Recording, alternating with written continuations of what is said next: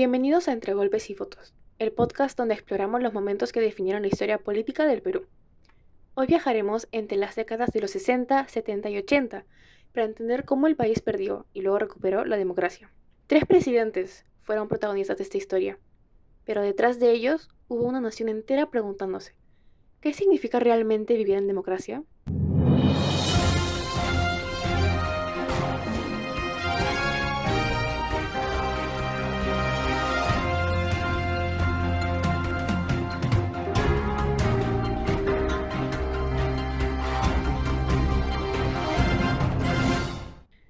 Presidente Belaúnde Terry, usted era arquitecto, fundador de Acción Popular y llegó al poder en 1963, después de una década de inestabilidad. El golpe de Odría en 1948, el retorno y caída de Prado, la crisis de las elecciones en el 62 y la desconfianza entre civiles y militares. Su lema, la hora del pueblo, prometía integración y modernización. Cuéntenos, ¿qué significaba la democracia para usted en aquel contexto? La democracia era, ante todo, respeto. La democracia era, ante todo, respeto. Respeto por la ley, por la prensa, por el pueblo. Yo veía un país fragmentado y quise unirlo.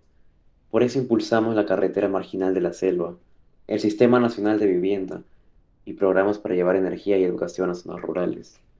Creía que el desarrollo debía ser el puente que conecte la libertad con la justicia. Sin embargo, su gobierno tuvo serios tropiezos: inflación de 2 dígitos, tensiones con el Congreso, protestas sindicales y acusación de favoritismos a empresas extranjeras. Finalmente, el 3 de octubre de 1968 fue derrocado. Muchos dicen que el escándalo de la página 11 sobre el contrato con la International Petroleum Company fue solo una excusa. ¿Usted lo ve así? Así es, aquel contrato fue un tema administrativo, no una traición al país, pero se usó políticamente para justificar un golpe que ya estaba planeado. Yo defendí la legalidad hasta el último minuto, porque creía que los errores de un gobierno se corrigen con votos, no con tanques. Antes de continuar, una breve pausa.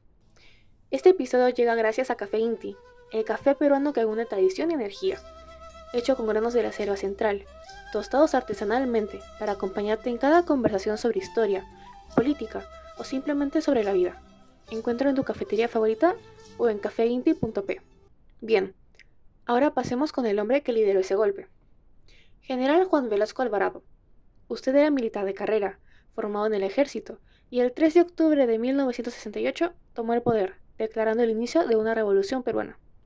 Durante su mandato nacionalizó el petróleo, las minas, los medios de comunicación y emprendió la reforma agraria, considerada la más radical de América Latina después de la cubana.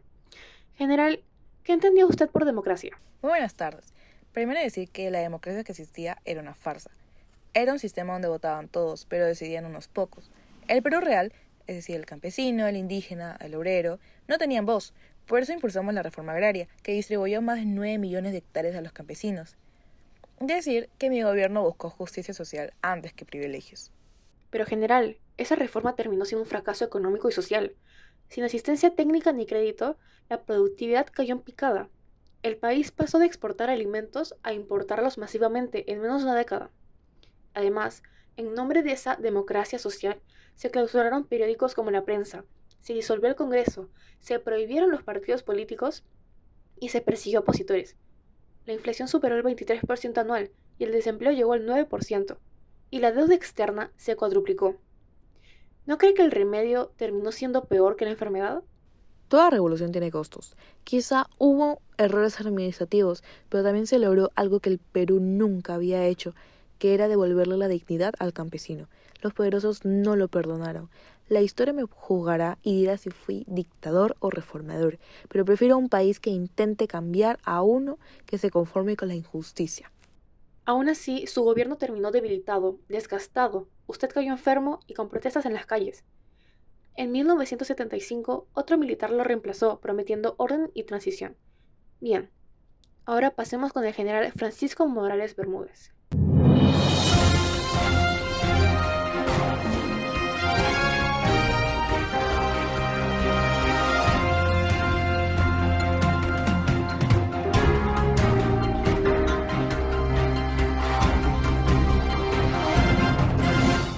General Morales Bermúdez. Usted era economista, militar y político. En agosto del 75 encabezó un golpe interno llamado Golpe dentro del golpe y asumió el poder diciendo que su objetivo era rectificar el proceso revolucionario. Su gobierno convocó a la Asamblea Constituyente de 1978, que dio origen a la Constitución del 79, pero también enfrentó la peor crisis económica del siglo, una inflación cercana al 60%, recesión, desempleo y huelgas en todo el país. General, ¿cómo justificó usted un nuevo golpe y qué entendía por democracia en medio de esta tormenta? Velasco había perdido rumbo y estaba llevando a nuestro país al borde del colapso. Mi intención fue recuperar el orden, restablecer las libertades y abrir el camino hacia una nueva institucionalidad. La Asamblea Constituyente fue la prueba de ese compromiso. Yo entendía la democracia como un sistema que equilibra la libertad con la estabilidad. Es decir, usted se veía como un puente entre la dictadura y la democracia. Pero hay un hecho que pone en duda esa imagen, y es el Plan Cóndor. En 1976, su gobierno se incorporó a esta red de coordinación represiva entre dictaduras de América del Sur, como las de Pinochet, Videla y Banzer, para perseguir y eliminar opositores políticos bajo el pretexto de combatir al comunismo. Le hago memoria que en 2007 la justicia italiana abrió un juicio contra varios implicados en el Plan Cóndor. Incluso el entonces presidente Alan García lo defendió, asegurando que usted no había participado en ese plan. Pero el 17 de enero de 2017, a sus 96 años de edad, un tribunal de Roma lo condenó a cadena perpetua por su responsabilidad en la desaparición y muerte de ciudadanos italianos durante esa operación, junto a 8 exmilitares de distintos países. En 2019, la justicia italiana rectificó la sentencia, y aunque nunca fue extraditado, usted vivió en libertad en el Perú hasta su muerte, en julio del 2022, a sus 100 años. General, ¿cómo puede usted hablar de democracia cuando su gobierno fue parte de una red internacional que violó los derechos humanos? Fue una época muy dura. El terrorismo comenzaba a expandirse en América Latina y los gobiernos actuamos bajo una lógica de seguridad nacional. Lamento profundamente las consecuencias de esas decisiones, pero niego haber participado directamente en actos de represión. La historia, no los tribunales, será quien juzgue nuestro papel. Ahora pasemos con quienes vivieron esas consecuencias en carne propia, el pueblo peruano. Antes de escuchar la voz del pueblo, una breve pausa. Este episodio también llega gracias a Luz del Sur, la nueva serie documental que ilumina los grandes momentos de nuestra historia. Cada domingo descubre cómo los peruanos construyeron, resistieron y soñaron con un país mejor. Disponible en luzdelsurpodcast.com. Antes de escuchar la importantísima voz del pueblo, detengámonos en lo esencial. ¿Qué cambió y qué se mantuvo entre el primer y segundo gobierno de Fernando Belaúnde Terry? Bien, en su primer gobierno, el cual fue de 1963 a 1968, Belaúnde impulsó obras de integración nacional y defendió la libertad de prensa, pero tuvo dificultades económicas y conflictos con el Congreso. En su segundo gobierno, de 1980 a 1985, continuó con su visión desarrollista, las carreteras, los proyectos amazónicos, la vivienda popular, pero enfrentó una realidad distinta, un mundo en crisis, el surgimiento de Sendero Luminoso y una inflación que superó el 100% en 1983. Presidente, ¿qué aprendió del primer mandato que aplicó en el segundo? Aprendí que gobernar no es imponer, sino escuchar. En 1980 el país venía cansado de los militares. Continué mis proyectos, pero con más diálogo, más apertura. Mantuve la libertad de prensa, respeté las instituciones y entregué el poder en paz. Ese fue mi mayor cambio, haber demostrado que se puede gobernar sin miedo y sin violencia. Entonces, podríamos decir que la continuidad fue su compromiso con la democracia y la diferencia fue su madurez política frente a un país más complejo. Exactamente. Mi idea siempre fue construir, nunca destruir. Después de 12 años de regímenes militares, censura, inflación, el pueblo peruano volvió a votar el 18 de mayo de 1980. Fueron las primeras elecciones libres desde 1963. Voz del pueblo, ¿cómo se vivió ese momento? Bueno, Fátima, a decir verdad, fue como respirar después de años bajo el agua. Había miedo, pero a la misma vez había esperanza.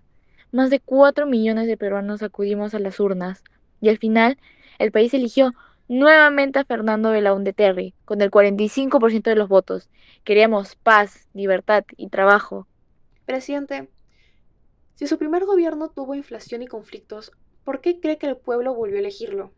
Porque vieron que nunca traicioné la democracia. En mi primer gobierno hubo errores, sí. En el segundo hubo nuevas crisis, pero en ambos se mantuvo lo esencial, la libertad. La diferencia es que en el segundo aprendimos a convivir con el desacuerdo y a respetar incluso en medio del miedo.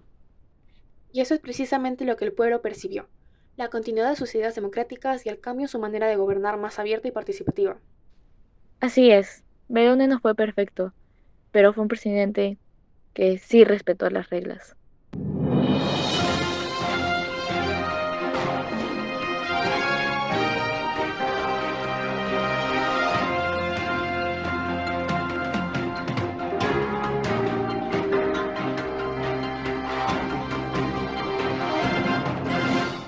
Tres hombres, tres ideologías, tres visiones. Un arquitecto que soñó construir la libertad, un militar que quiso imponer la justicia por la fuerza, y otro que prometió devolverle el poder al pueblo, pero lo hizo entre contradicciones. La historia del Perú entre 1963 y 1985 es la historia de un país que buscó su identidad política entre el orden y la libertad. La democracia, como hemos escuchado hoy, no es solo votar, es asumir la responsabilidad de convivir con la diferencia, de corregir sin destruir, de recordar para no repetir. Y así termina este episodio de Entre golpes y votos, el retorno a la democracia. Gracias por acompañarnos y recuerden, la historia no se repite, pero sí se enseña.